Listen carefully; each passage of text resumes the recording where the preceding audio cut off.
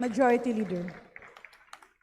Madam Speaker, pursuant to Article 9, Section 2 of the Philippine Constitution, I move to consider Committee Report number 111, submitted by the Committee on Justice on House Resolution number 746, and for this purpose, may request that the Secretary General be directed to read the title of the resolution. The Secretary General is hereby directed to read the resolution. Hello. House Resolution number 746, resolution dismissing the complaints for impeachment filed by Attorney Andre R. De Jesus and by Liza Largoza Maza, Teodoro A. Casino, Renato Reyes Jr., Attorney Nery Colmenares et al. Against President Ferdinand Bongbong R. Marcos Jr. Majority Leader. Mr. Speaker, I move to recognize the Chairperson of the Committee on Justice, Representative Attorney Jervil Jinky Beatrix Luistro. The Honorable Representative Attorney Jervil Jinky Beatrix Luistro, Chairperson of the Committee on Justice, is hereby recognized. Madam Speaker, distinguished colleagues, ladies and gentlemen,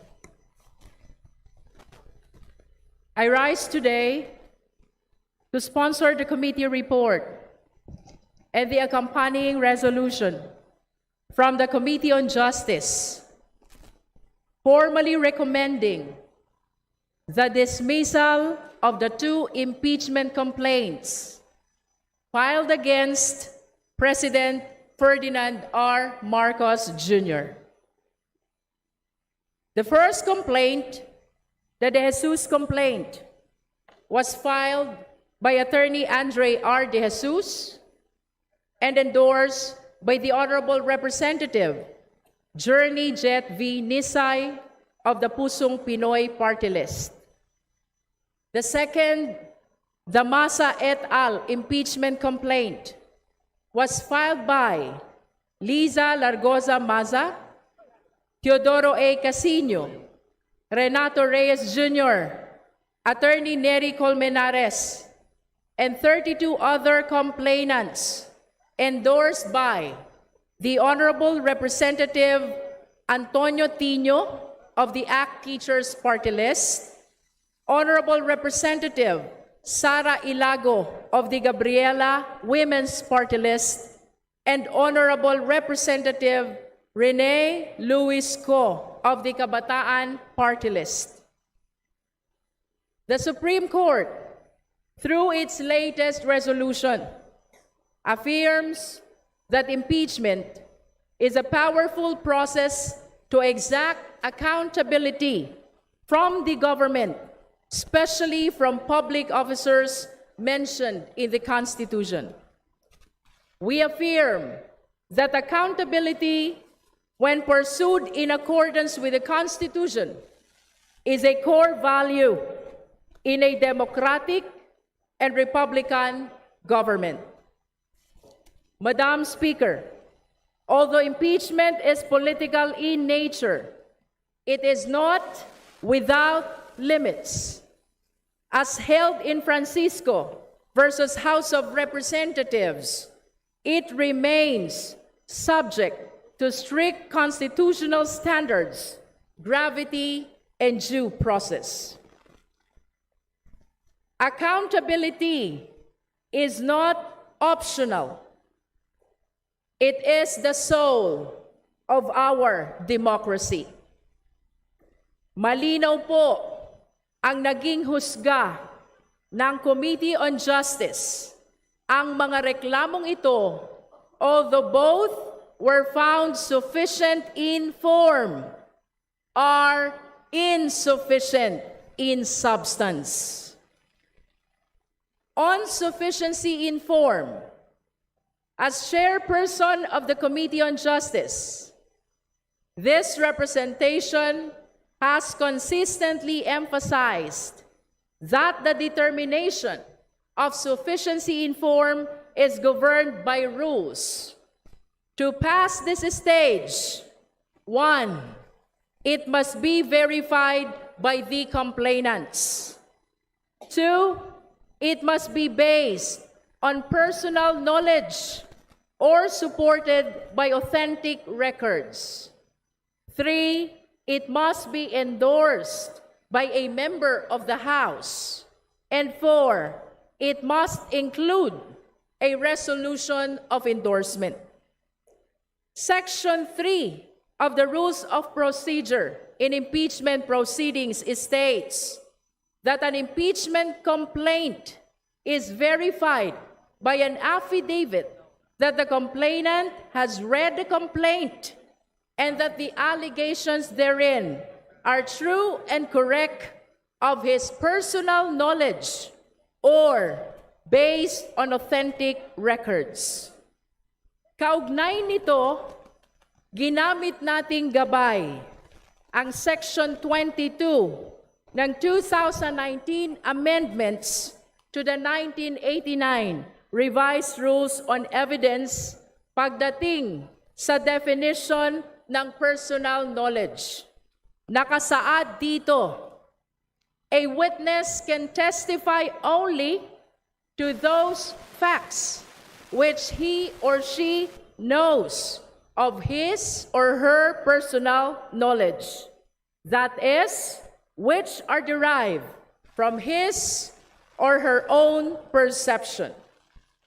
Madam Speaker, distinguished colleagues, during the meetings, the Committee on Justice meticulously examined every technical detail to uphold the procedural and substantive integrity of this process. Upon thorough physical inspection and determination, the committee verified that the documents were indeed complete. Consequently, on February 2, 2026, both complaints were declared sufficient in form. On sufficiency in substance, following this, the meetings on February 3 and 4, 2026, were dedicated to a rigorous and exhaustive evaluation of their sufficiency in substance. As the Supreme Court ruled in Gutierrez versus House of Representatives Committee on Justice, the determination of sufficiency in form and substance of an impeachment complaint is an exponent of the express constitutional grant of rule-making powers of the House of Representatives, which committed such determinative function to the public respondent, in this case, the House Committee on Justice. Section 5, determination of sufficiency in substance of the House Rules on Impeachment. Should the committee find the complaint sufficient in form, it shall determine if the complaint is sufficient in substance. The requirement of substance is met if there is a recital of facts constituting the offense charged and determinative of the jurisdiction of the committee. If the committee finds that the complaint is not sufficient in substance, it shall dismiss the complaint and submit its report as provided hereunder. Pursuant to the House Rules on Impeachment, the evaluation of a complaint necessarily involves the individual judgment and interpretation of House members, specifically the members of the Committee on Justice. Each member is empowered to assess the allegations based on their own appreciation of the facts, the grounds invoked, and the constitutional standards governing impeachment. Sufficiency in substance is not measured by the volume of bare allegations and annexes that are unsubstantiated by personal knowledge and authentic records. Madam Speaker, sa pagtukoy kung may sapat na substance, laging kinikilala ng Committee on Justice ang sound discretion ng bawat miyembro rooted in their individual appreciation of facts. In these two complaints, malinaw po ang naging desisyon ng Committee on Justice. The substance is insufficient. The De Jesus complaint. Ang complaint ni De Jesus ay itinuturing na walang matibay na factual foundation. Based on the determination of this committee, it fails to meet the substance requirements for a proceeding as grave as impeachment. The complainant respectfully prays that this institution impeach the respondent for graft and corruption, culpable violation of the Constitution, and betrayal of public trust based on the following grounds. On the first ground, respondent violated the Constitution and betrayed public trust by surrendering former President Duterte to the ICC. Under the rules, allegations must be based on personal knowledge or authentic records, not merely on hearsay. Mere disagreement with foreign policy is not an impeachable betrayal. Impeachment is one of our gravest constitutional mechanisms and cannot be triggered by policy disputes. There is no overt act attributable to the President with respect to the arrest and alleged kidnapping of the former President. There is likewise no factual basis with respect to the allegation that the President surrendered the former President to a foreign tribunal and disregarded domestic legal processes. The complaint fails to identify a specific act constituting an abuse of power, nor does it state with particularity what the President did, when it occurred, or through what instrument it was committed.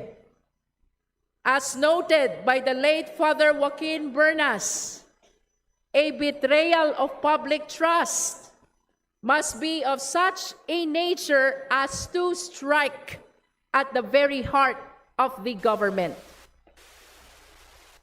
On the second ground, respondent is unfit to serve as president due to alleged drug addiction. As noted during the meetings, these allegations are merely hearsay. The complaint relies almost entirely on a statement of a family member unsupported by any affidavit, sworn testimony, or verified record, rendering its probative value non-existent. Nowhere does the complainant claim personal knowledge of these accusations, nor did he exert any effort to verify the truth before the filing. Kahit ang ating mga kasamahan sa komite ay binigyang diin ang mga fatal flaws ng reklamong ito, walang naipakitang nexus na direktang ugnayan sa pagitan ng akusasyong ito at sa anumang abuse of presidential power. Public accusations do not constitute the factual nexus necessary to satisfy a cause of action. On the third ground, respondent committed betrayal of public trust when he failed to veto unprogrammed appropriations and other unconstitutional provisions in the General Appropriations Bill. Madam Speaker, esteemed colleagues, a failure to veto is not an impeachable offense. Mere refusal to veto certain parts of a bill does not equate to a betrayal of public trust. It is within the President's discretion whether to approve or veto a measure. Ang pag-aproba o pag-veto sa isang panukalang batas ay isang executive prerogative or discretion ng Pangulo. Hindi sapat na sabihing maling desisyon ito para tawaging betrayal of public trust. As is stated in the record of the Constitutional Commission, July 26, 1986, even plain errors of judgment is not tantamount to betrayal of public trust. On the fourth ground, respondent engaged in graft and corruption through kickbacks and ghost project. The respondent is accused of orchestrating the insertion of massive amounts into General Appropriations Act to create a pool of funds for kickbacks. However, ang mga akusasyong ito ay purely conclusory. Ang reliance sa mga unverified video exposés na ginawa ng walang benefit of an oath or reliability safeguards ay itinuturing lamang na hearsay. Fifth ground, respondent created the ICI to shield corrupt allies. Respondent created the Independent Commission for Infrastructure, or ICI, which the complaint characterized as a contrivance to shield corrupt allies. As the Committee on Justice noted, the mere establishment of the ICI is not an impeachable act. Walang naipakitang overt act na personal na maiugnay sa Pangulo. The President's creation of an ICI allegedly to shield corrupt allies does not amount to a culpable violation of the Constitution. In fact, by creating the ICI, the President faithfully followed his constitutional mandate. In Luis Baroque C. Biraugo versus the Philippine Truth Commission of 2010, the Supreme Court declared that the President has the power and duty to create fact-finding investigative bodies pursuant to Article 7, Section 17 of the Constitution. The creation of an investigative body like the ICI is an exercise of executive policy. Moreover, the integrity and competence of the members of the ICI belie the allegation that the ICI was created to shield the corrupt allies of the President. The investigations conducted by the ICI involve both allies and non-allies of the President. The complaint fails to allege ultimate facts showing abuse, unlawful purpose, or concrete acts of favoritism attributable to the President. Policy failure or perceived ineffectiveness of an office is not an impeachable offense. Allegations of selective enforcement of the laws require proof of intent, which complainant failed to demonstrate. Betrayal of public trust is not about policy differences or leadership style. Legally, it requires proof of gross faithlessness, a tyrannical abuse of power, or a total neglect of official duty. Impeachment must be grounded in clearly pleaded facts, not in suspicion or political considerations. Public suspicion is not proof. Moving forward, the Masa et al. Complaint, idineklara insufficient in substance. First act of alleged betrayal, the BBM parametric formula. This charge focuses on the so-called BBM parametric formula. The complaint argues that this formula is a gross exercise of discretionary power that constitutes a betrayal of public trust. While these allegations may sound grave, let's be clear, an imperfect policy direction is not an impeachable offense. Failures within these programs cannot be automatically imputed to the President.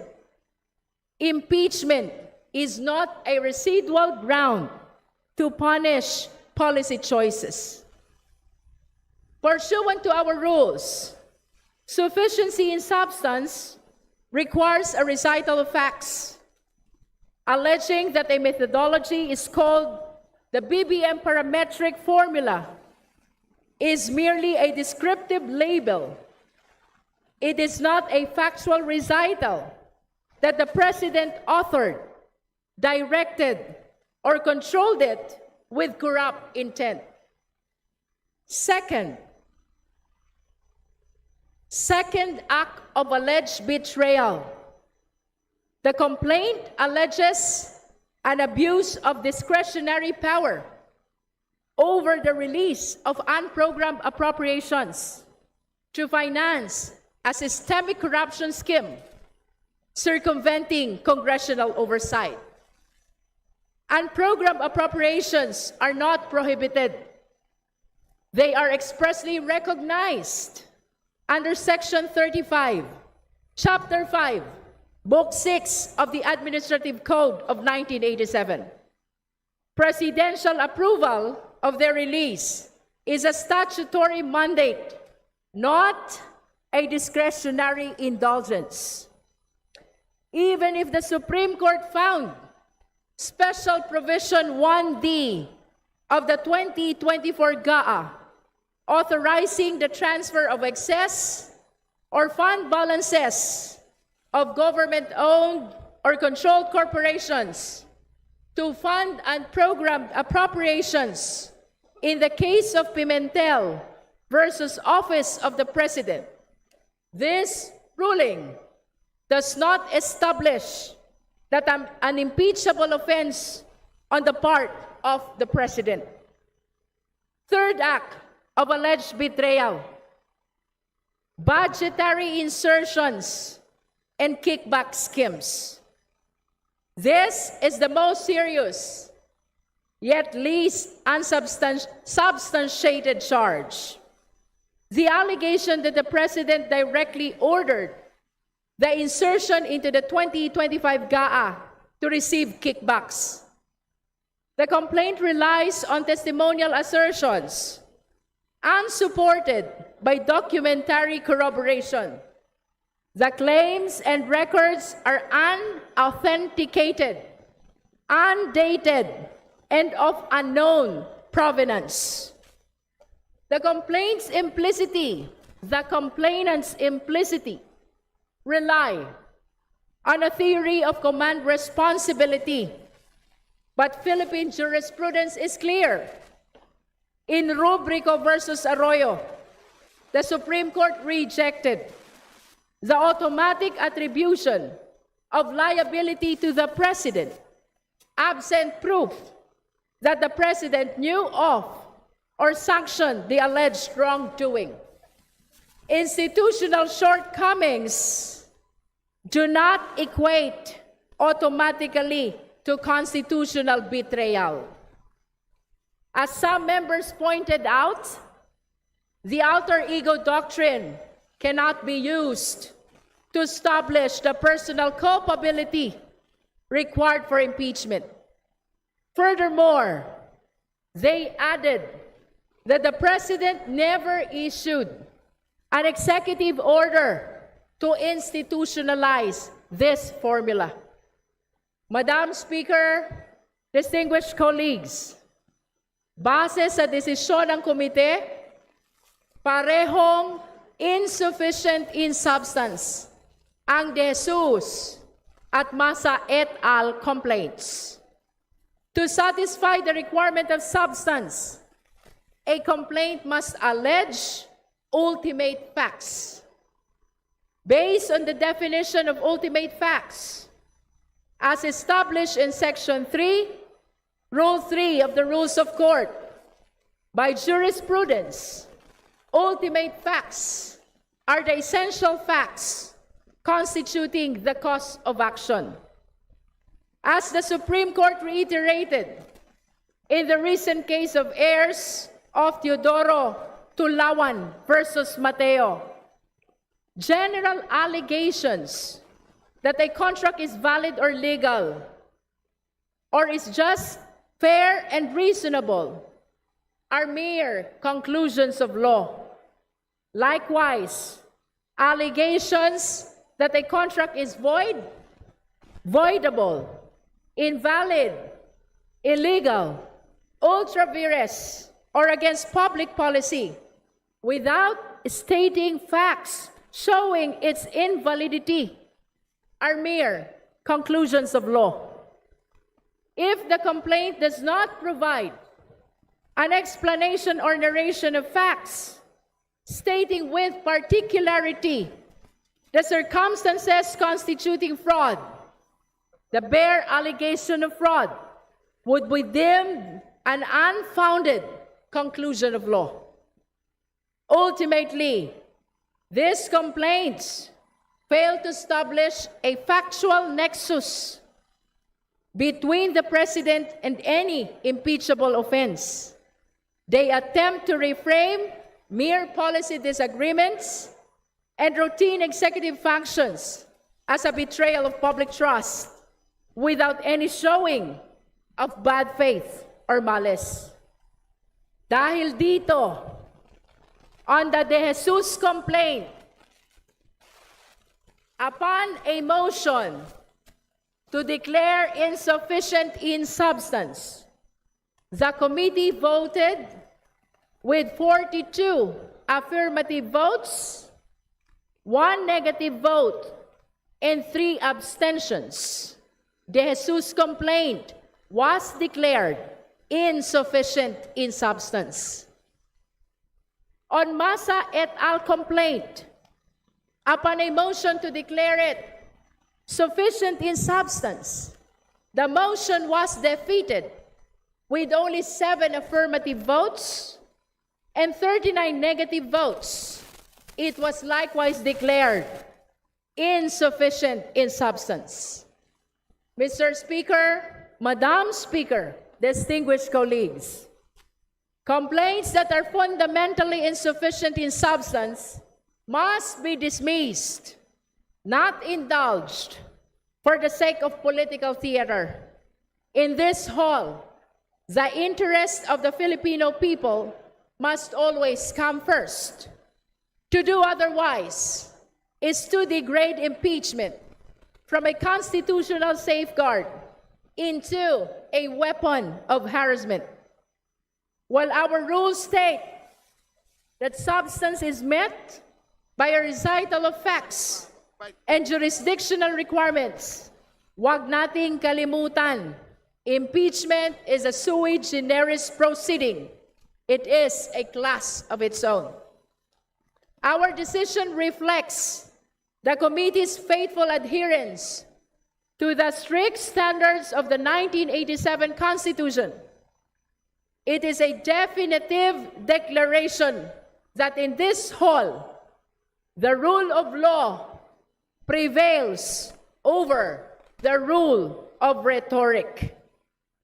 Kaya naman, on behalf of the Committee on Justice, this representation respectfully move for the approval of Committee Report number 111 and the adoption of House Resolution number 746, dismissing the 2 impeachment complaints against President Ferdinand R. Marcos Jr.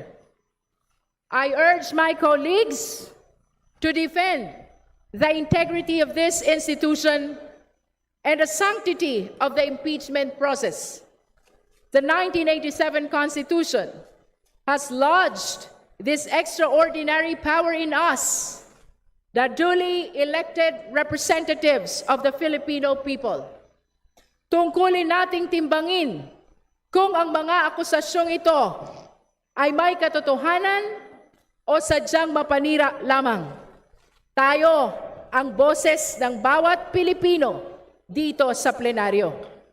I urge every member of this House, do not consider this duty as a matter of convenience. Decide with your conscience. Isipin natin ang kapakanan ng bawat Pilipino. Let us prove that in this hall, the interest of the people always comes first, and the rule of law remains supreme. Thank you, Madam Speaker. I move to adopt House Resolution number 746 as well as the findings, conclusions, and recommendations contained in Committee Report number 111 and direct the Secretary General to call the roll of members for nominal voting. The Secretary General is hereby directed to call the roll of members for nominal voting.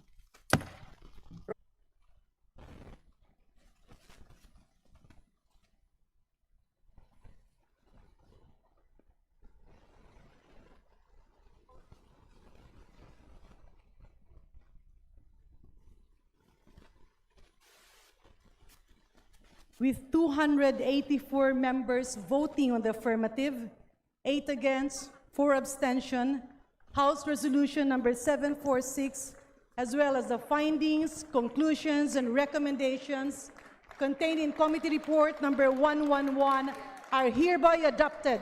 The impeachment complaints filed against the President, Ferdinand Bongbong R. Marcos Jr., are hereby dismissed. Session suspended.